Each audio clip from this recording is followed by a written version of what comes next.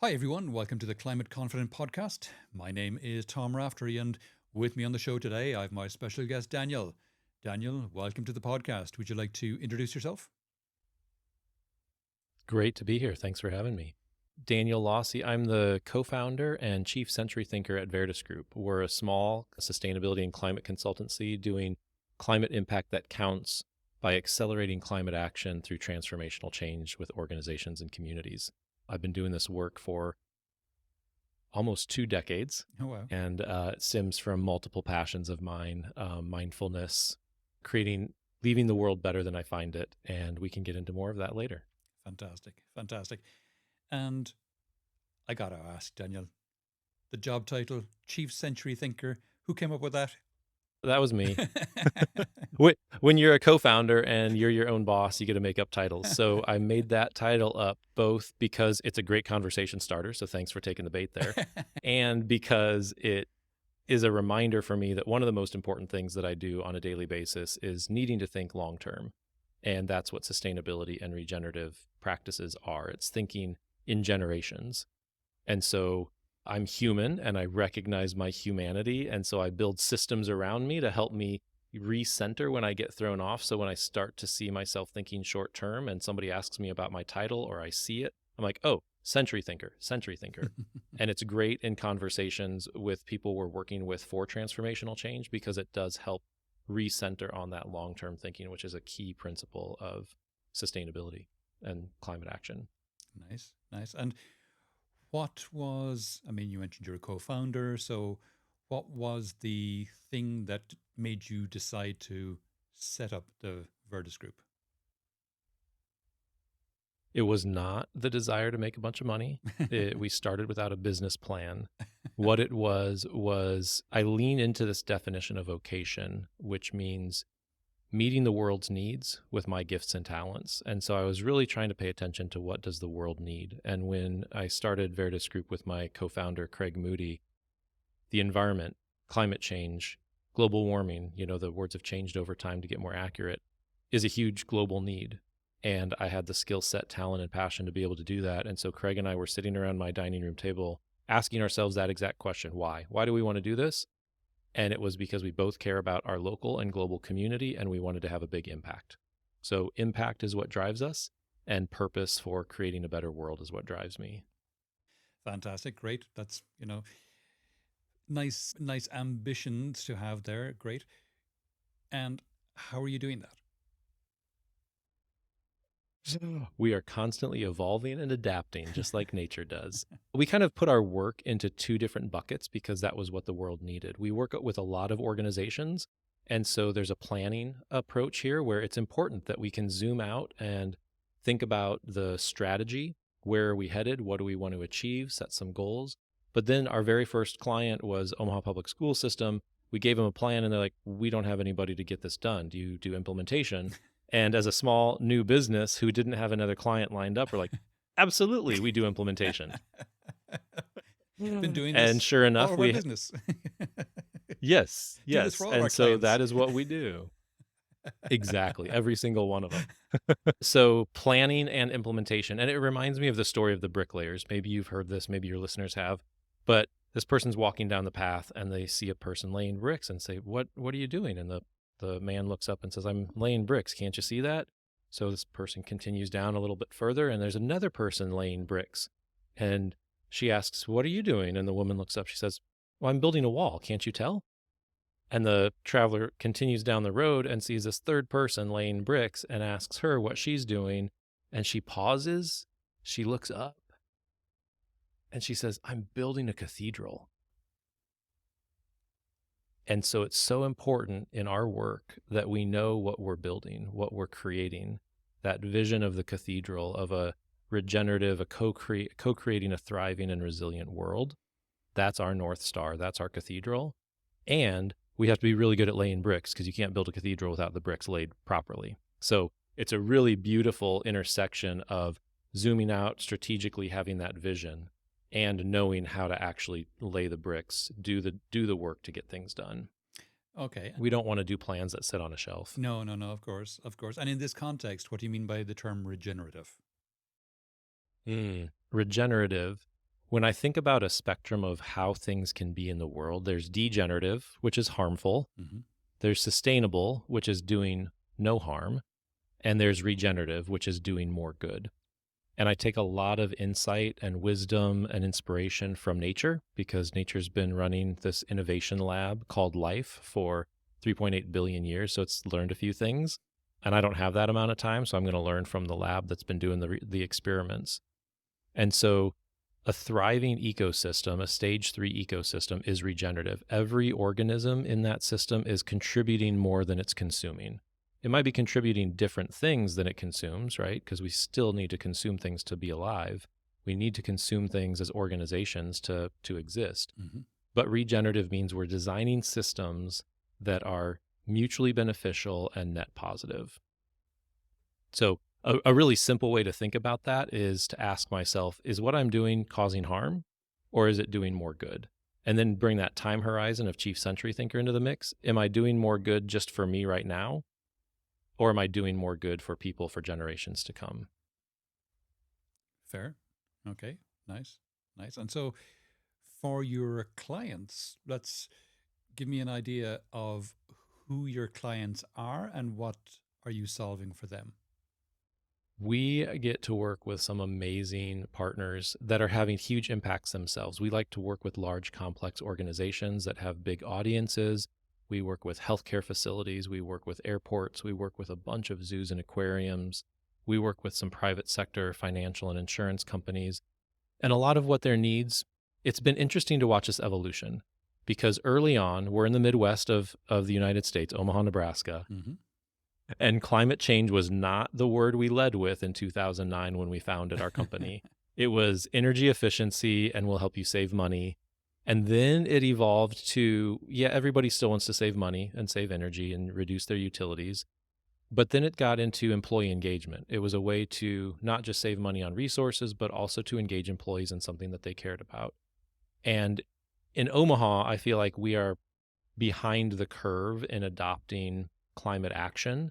So it made us really good at speaking in a language that could meet people where they are and help take them further.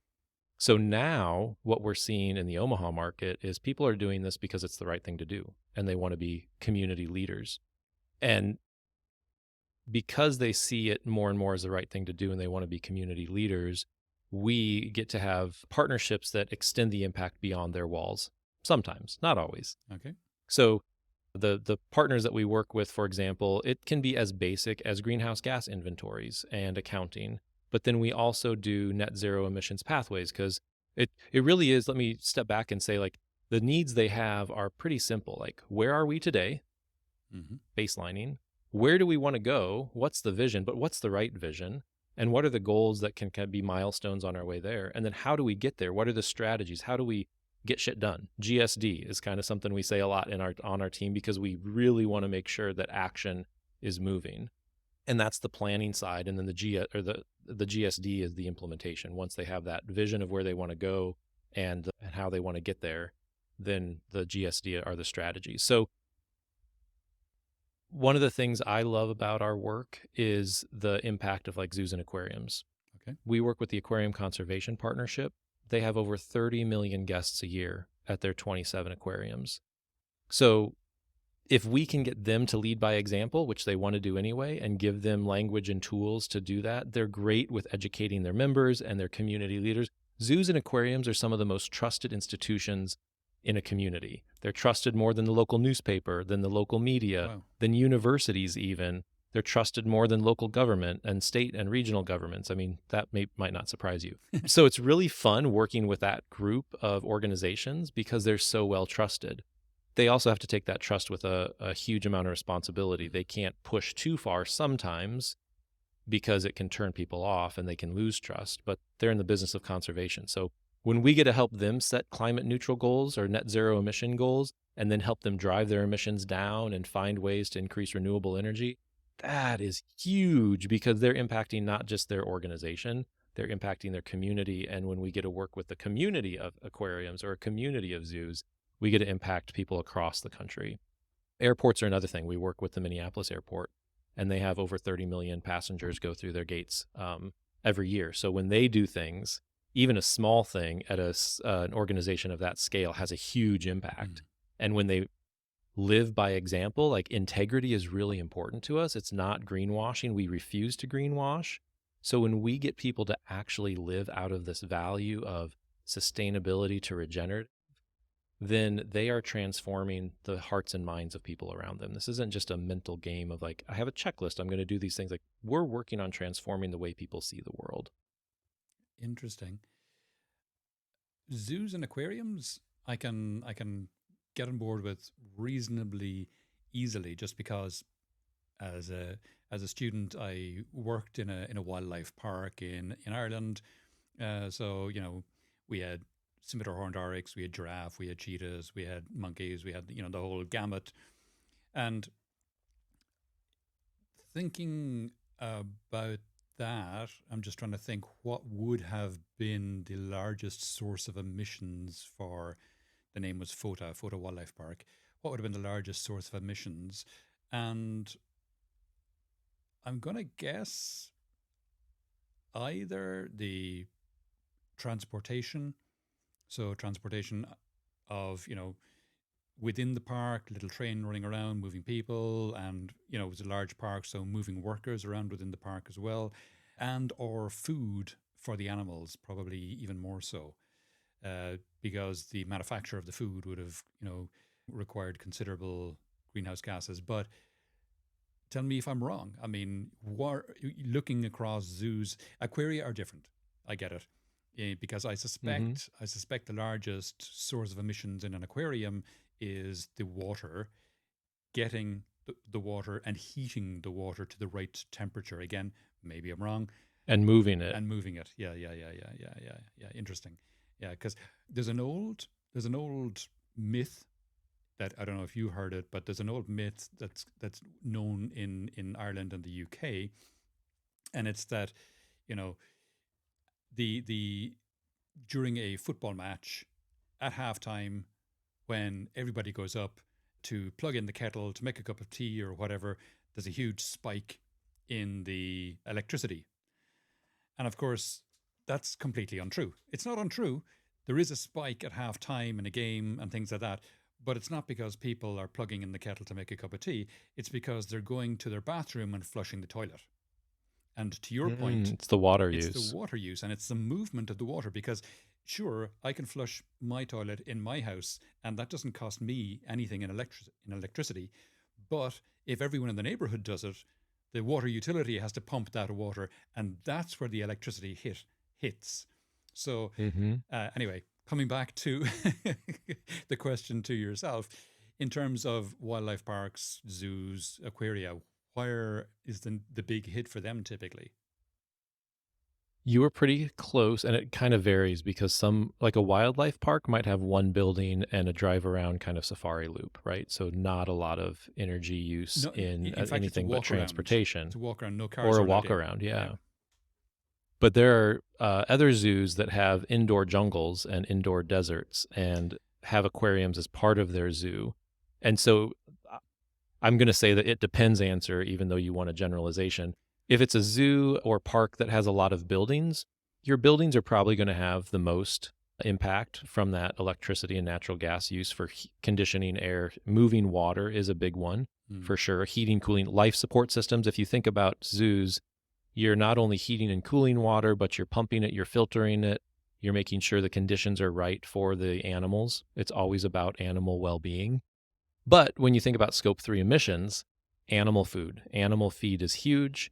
People food, guest food. If you've got an organization that has over 1 million guest visitors a year, they are purchasing a lot of food, and that carbon footprint of the food can be huge. And so the other thing, like I'm noticing a theme in how I'm talking today that I didn't intend, but there's been a great evolution over time. From we've been doing this work for over 15 years at Verdis Group, or 15 years this year. I've been doing this work for 20. And it's fun to witness how far we've come. Scope 3 emissions were not a big topic even 5 years ago, Yeah. pre pandemic.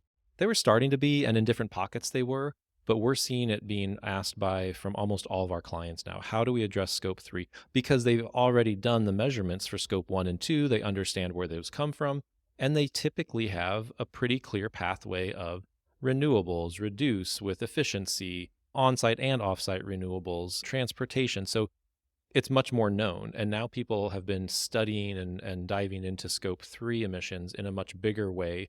I mean, the experts have been doing this for 20 years, Sure. but the common business owners and organizations are now doing this in a much larger way. And so there's a lot of peer learning from each other, and the industry is evolving. So we get the opportunity to work with a consortium of aquariums who made a climate commitment. And because they didn't want to be top-down forceful, they did much more like the Paris Climate Accord. And they said, every aquarium, let's make 2 public commitments. Commitment number 1, we're going to measure our scope 1 and 2 emissions every single year so we can report and be transparent. Step number 2, we're going to commit to come up with our net zero emissions goal, but we're not going to tell you what that needs to be. You tell us what works for you. So some are at 2025, some are at 2045, and a lot in between. And that stimulated this peer learning amongst these aquariums. And now that they've gotten all their scope 1 and 2 measured, we started to sample scope 3 to say, like, not all scope 3s probably need to be measured. Many of them might be immaterial for an aquarium or a zoo. And then we honed down to 5 or 6 scope 3 emissions that should be measured as part of this next level of commitment. And because of this commitment, like this is the cascading effect. And when I talk about transformational change and impact, this is what I love. So not only are we supporting the climate commitments of these 27 aquariums, they started to give us feedback and say, well, we've got scientists on our staff. Some of us can learn how to do an inventory. We don't have to outsource that. So we're building a tool, a GHG inventory tool specific for aquariums that takes some of those nuances and peculiarities, and we're giving it to them. Use it. Wow. Decentralize this. We don't want to be doing GHG inventories for everybody. Do your own. Let's talk about the action, right? Mm-hmm. We built a strategy bank by leveraging good ideas from across these aquariums throughout the U.S. We're U.S. based. And I'm really excited because literally this month in March, I'm going to a conference for zoos and aquariums. There's a green summit, and it used to just be me and a couple of my colleagues going. We have 7 of us going and 6 of us are presenting because we have the opportunity to launch this greenhouse gas inventory tool. You talked about procurement. We also simplified procurement guidelines for aquariums and zoos into this guide to help people get started because so many of them say, I know we need to do something. Procurement emissions are huge. What do we do? And then we also have to tell them it's not just carbon tunnel vision. You need to think about impacts, especially aquariums have plastic commitments because they see the plastic in the ocean. They see the impact on the wildlife they're trying to save. So it's this well-rounded thing. So we're launching a procurement guide. And when I say we, it's always in partnership. These are in partnership with the Aquarium Conservation Partnership, but our team has helped to develop these. And then the other thing, when I go back to kind of that regenerative and living systems frame, living systems evolve with information, and information flows through feedback loops. Humans are really good at creating long, complex feedback loops. Just think about any corporate bureaucracy or government, and even families, right? We can overcomplicate things. Nature does short, simple feedback loops. So we ask ourselves all the time, what are some short, simple feedback loops that are missing that could help the system evolve and accelerate climate action? So these zoos and aquariums doing sustainability work have the opportunity to share how they're doing it, what their emissions are, and just reporting out. So we're creating a transparent, user-friendly benchmarking dashboard. So if I'm an aquarium in California, I can compare myself to other aquariums in California. If I'm a zoo in the Midwest, I can pull up other zoos in the Midwest and look at how I'm doing on some of the resource stuff, but also how am I engaging my employees around sustainability? So it's more than just the data pieces. There's also qualitative stuff. So we're launching the beta version of that tool where we have about 15 zoos and aquariums who have participated, and then we're going to have a call to action to invite more into it. So like industry-wide impacts. And again, when you count the zoos, like we're talking 50 to 100 million. It's got to be over 100 million people go to zoos and aquariums in a year. And I'll name one thing because I know zoos and aquariums in the conservation space can be a bit of a touchy subject for some because of animal welfare. I'm talking about AZA accredited zoos and aquariums where they are required to go through audits to ensure that the well-being of their animals is the highest that it can be. They're investing in conservation both in their local communities and around the globe. It's not and no offense to anybody who loves these places, but it's not the reptile garden down the road that is a private business. These are nonprofit, legitimate conservation organizations that are accredited by the AZA. And there's also a world AZA that accredits world zoos and aquariums. So it's a very high rigor and standard. So if any of your listeners are concerned about zoos, I'd be happy to talk to them about the evolution that zoos have had over time to become even more and more conservation organizations. And they're literally racing extinction right now and saving species from going extinct. Yeah.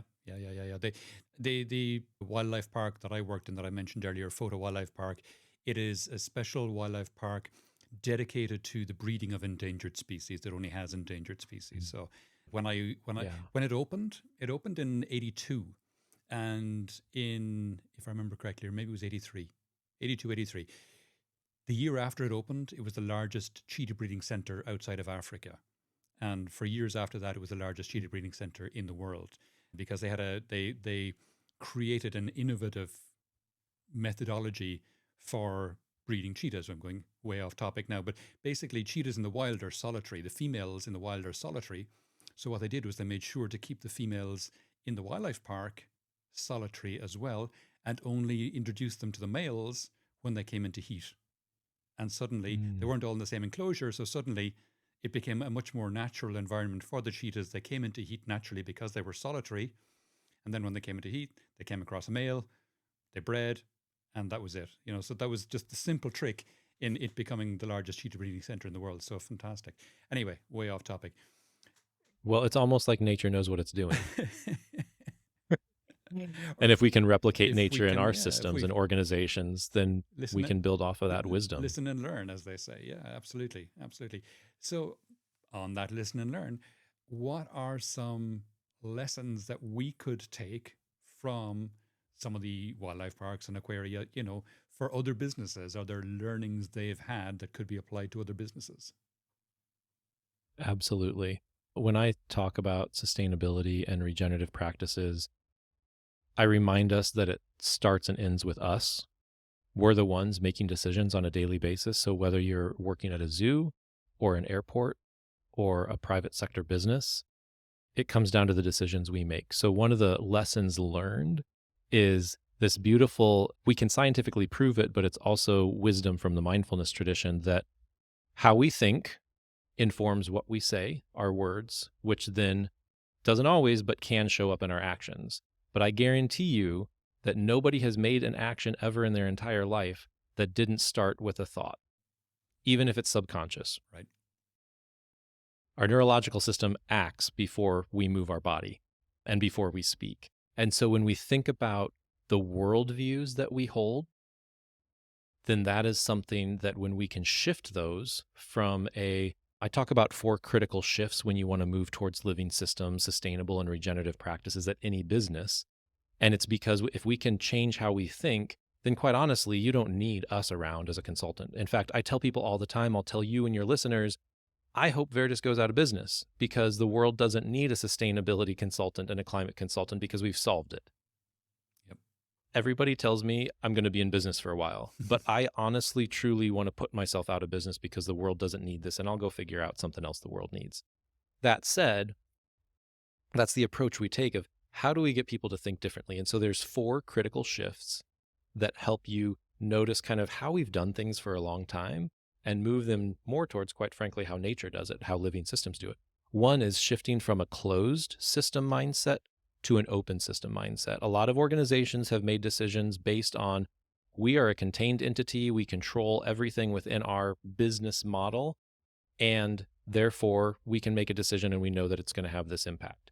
The reality is we live in open systems, even more so, and people are recognizing that more and more, right? It's our local environment, it's the local business community, it's the relationships we have with external partners. It's literally the climate having an impact on our operations these days. It's financial markets. We're a global community, right? So we live in an open system, whether we acknowledge it or not. Mm-hmm. And so the other way to think about these critical shifts is like just starting to think about the way the world actually works. So from closed to open systems is one critical shift. A second is a lot of us think, and some of this is just default kind of human nature, but a lot of it can be learned too, is separate. I like to distinguish myself from you because it gives me an identity. I like to make my business feel different and unique.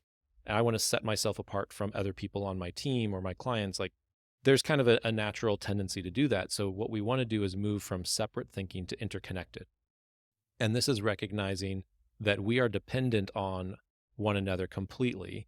And if you want to get philosophical, which I do occasionally from the mindfulness perspective, is that like we are literally stardust. We are literally the earth walking on earth. We wouldn't exist without those elements in us. And so you and I share breath. The breath that I'm inhaling right now was exhaled by somebody sometime in the past. Sure. So just fascinating to recognize like the interconnected reality that we are. And I love science because it continues to prove time and time again how interconnected we are. So stop thinking about our businesses and literally we call some organizational departments divisions. We are dividing our organization. We call our organs and systems, right? What if we called our divisions systems within the organization? So just changing how we think about how interconnected we are and kind of the typical business term of breaking down silos. It's amazing what happens when you get people talking to one another. My title, we talked about this already, that long-term thinking. Mm-hmm. Another critical shift is from short-term to long-term. From a biological standpoint, life, nature is constantly creating conditions conducive to more life. Otherwise, life stops, right? And our genetic code, from whatever species, is designed to carry itself on and adapt to those conditions. Have you heard this phrase, stronger, faster, fitter is the way for survival? That's Darwin, right? Yeah. No. Is it? No, Nah. it is. That's what he's attributed as saying it, but he didn't actually say stronger and faster is like the natural selection. He said best fit. Yeah. And he gets misquoted all the time. Yeah. Yeah. Best fit doesn't mean I force my way through. I have to be the strongest or the fastest. It means I have to be the most in tune with my local conditions and fit in the best way, which sometimes means being really fast so I can outrun the predator chasing me. Sometimes it means being mycelium in the forest floor that connects trees together for communication and resource sharing and collaboration. More often than not, when we look to nature's examples, it's collaboration that leads to the best fit. So, sorry, that was a long way. That looped back into interconnected. I can't even tell you these 4 critical shifts without bouncing around because they're interconnected. But from short-term thinking to long-term thinking, the genetic code wants to continue on. So let's think long-term. And you've heard the 7th generation principle. Yeah. Where what happens if we had our corporate leaders not think in quarterly profits? What if we had our elected officials not think on the next election cycle and what am I going to do to get reelected? But what if they thought in 7 generations? That alone would change everything. Yeah, it would. And then the last one is from an inert, like static. We think systems are static, but they aren't. They're dynamic. So shifting from a static to a dynamic way of thinking. And that's really like, I even joke with the people we work with, plans are just lies committed to paper. And yet half of our work is planning. So I'm full of paradox, but we need to have direction. But because of that, when we shifted our thinking from the early days of like we're writing plans to this dynamic way of plans are living documents, it changed what our plans look like. They're not as long as they used to be. They're much more flexible. We used to tell people, short, medium, and long-term goals. Now we give 12 to 24-month work plans that are really specific and actionable, and we have a North Star of the direction we're heading, and you need to have annual processes in place to be able to sense the external and internal environments and adapt to move towards those goals, because it's going to change. Yeah. Yeah. So those are like, sometimes I get too philosophical, but I also recognize the importance of how we think. And so when you asked me what's relevant to other business models, it's these 4 critical shifts. If we can get that to happen, quite honestly, you don't need me around to tell you what to do because you'll figure it out, which is awesome. We need more people figuring out how to live a regenerative life and do regenerative business. Nice. And I'm curious, you mentioned that there is an uptake in interest in the last roughly 5 years in Scope 3 emissions. What do you think triggered that? And is that just for zoos and aquaria, or is that for other businesses as well? It's across the board. What triggered it? I think there's a couple things. One, I mentioned people are understanding Scope 1 and 2. That's actually like pretty mechanistically simple. We know what to do. The solutions are out there. We have to choose to invest in them. And it does require some change of business practices. Scope 3. So once we feel like we've accomplished that, something that's nice about the human spirit is that we like challenges and we like to keep progressing. So then it became, well, what more can we do? And so there was a demand from at least some of those leading edge businesses saying, how do we do more? How do we measure more? So that takes me to measurement. We have gotten so much better at measuring these upstream impacts of procurement, life cycle assessments. 20 years ago, I don't know if a life cycle assessment had ever been conducted, or if there had been very few and they were hard to find. And now there's databases of tens of thousands of life cycle assessments for common products and processes. We've looked at the carbon emissions of like the extraction process of different things and the manufacturing process of different things. And so now a basic business like an airport who's buying concrete can understand the impacts of that concrete and make better choices. So I know that information doesn't necessarily lead to better choices because I can ignore information or I might not have access to it. Mhm. But when it is there, it creates the possibility to make a better, more informed choice. Oh, So I think information and measurement has increased a lot and demand has increased because we're getting more sophisticated in how we think and recognizing, honestly, those critical shifts are starting to happen. We're more interconnected. We don't see ourselves as separate. Scope 1 and 2 is kind of separate thinking. Mhm. It's what I literally directly control. Scope 3 is saying I'm part of an open system and I'm interconnected to it. So how can I influence the world with my values of fighting climate change through my procurement decisions? okay, very good. How are your partners slash clients getting on in measuring and reporting their scope 3 emissions? Because to your point, scope 1 and 2, relatively straightforward. Scope 3, given that you're talking about actually getting the emissions of other organizations, got to be more challenging, right? Yeah. Challenging and fun. So this is like scope 1 and 2 were maybe 10 years ago. Mm. People are asking, how do we do it? And they're building internal systems to be able to do it more efficiently, creating shorter and simpler feedback loops. And I'm trying to give an example. We just developed the sustainable procurement guide. And one of the things, and this was for the consortium of aquariums, they're going to open it up to the zoos because there's a lot of similarities. A lot of those folks buy their animal feed from the same one or two suppliers. Okay. So if they come together with collective action and instead of 230 accredited zoos and aquariums sending a survey to them and they have to fill out 230 of these, what if the zoo and aquarium group sent one survey, got this supplier to divulge their emissions, and then use that as a data point based on their purchasing? We're not there yet, Mm-hmm. but those are the possibilities that exist and the efficiencies that will be gained once enough people start to do this work. So it is this evolution. And I think that the internal mechanisms, like there's a drive and a desire to do it. And in that process or in that drive, they will figure out the ways to do that. And we're doing that alongside of them. Some folks have great internal reporting on their financials for like business travel. Mm. Other people like, I don't know, we submit reimbursements for financial amounts, but we have no idea how many airline miles were traveled. And there are also like the tech industry is coming up with tech solutions to measure some of these things more automatically, again, so that it can simplify the reporting. I don't want to spend my time reporting. I want to spend my time using information to make choices to have an impact. And most of our organizations do too. So it's driving towards that, using information, getting the information into a usable state, and then making decisions on it. That's how you accelerate Yeah, and impact. given the lack of maturity in the space, and not just for yourself and your clients, but in general in the scope 3 space, how much of the data they're getting is primary data versus how much of it is, kind of licking your finger and sticking it up in the air and saying 42? I don't know what the breakdown is. I know that there are in the US there are government databases that universities are populating, and so that's going to be a more trusted, but they're also relying on data from industry folks. Yeah. So there's going to be a mixture of that. Then there's going to be like the database that our team, and I'm not the expert on this, so I'm tiptoeing into dangerous territory of not knowing. There's a database of scope 3 emissions based on procurement categories. Sure. So most people have a financial statement that says we do consulting, we do advertising, those big buckets of accounting. And then there's a translation over here. If you spend $2 million in accounting or in advertising, it's going to be estimated at this average emissions per dollar. Yeah. So that's one level where it's a little bit more finger in the wind. It's based on some data and averages.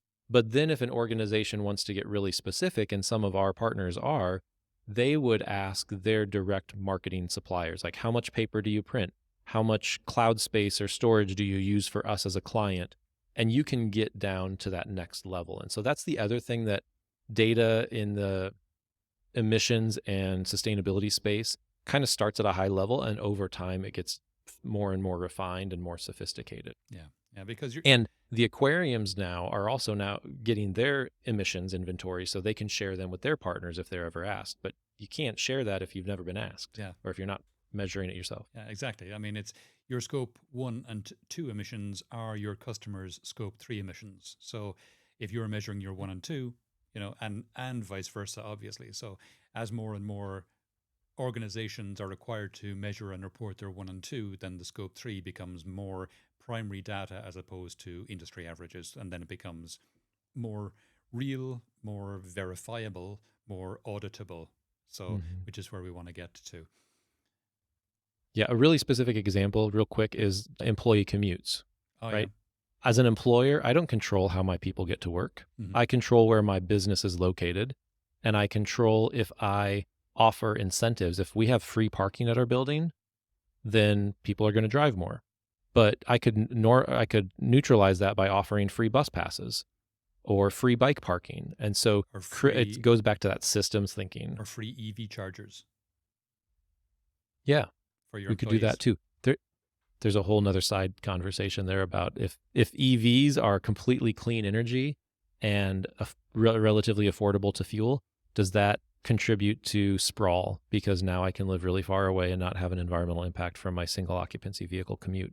And then if they get to be the autonomous cars, I can take a nap for an hour, so I can live an hour away from work and create even more sprawl and land use patterns that might not be as conducive. So yes. But there are fun ways to think about how do you influence and support the systems, because whether we acknowledge and name them or not, we have systems that are encouraging and incentivizing the behavior that's creating emissions. Free parking is a great example. Yeah. So if you're not going to charge for parking, which some people can't control, then let's give the free bus passes, the free EV charging, the free bike repair. Like, we subsidize our employees with a wellness benefit that they can use for bike repair, for walking shoes, for raincoats, as like a multimodal transportation option. Anyway, nice. That's just a fun thing to, like, a very specific way of how do we think about those behaviors and actions of our partners or employees that we can influence, but we don't have direct control over. Sure. Yeah. We're coming towards the end of the podcast now, Daniel. Is there any question I haven't asked that you wish I did, or any aspect of this we haven't touched on that you think it's important for people to think about? Yeah, thanks for asking that. There's one thing that I just want to touch on. It could be a whole nother conversation, but for me, I was asking myself, is sustainability enough? And what's beyond sustainability? Many years ago, because I realized that sustainability became this doing no harm, which is great. It's way better than doing harm. Yep. But it led me to realize that there was something beyond, and that's how I got to regenerative. I mean, would you like a sustainable relationship with your loved one? I do. But would I prefer a thriving relationship with them? Absolutely. And it was my practice of mindfulness, meditation, looking at different ancient texts around mindfulness and the current brain science, which is fascinating, that to me, like, the intersection of mindfulness and sustainability becomes regeneration. And that was kind of my pathway. And so there's a ton of stuff that I draw forward in our work that comes from mindfulness and brain science and human psychology and how we work. And how do we become more mindful beings on this planet, interacting and being in relationship with one another, and not just one another as humans, but one another with all beings, plant beings, animal beings. So there's some beautiful connections that I'd encourage people to explore with mindfulness and sustainability.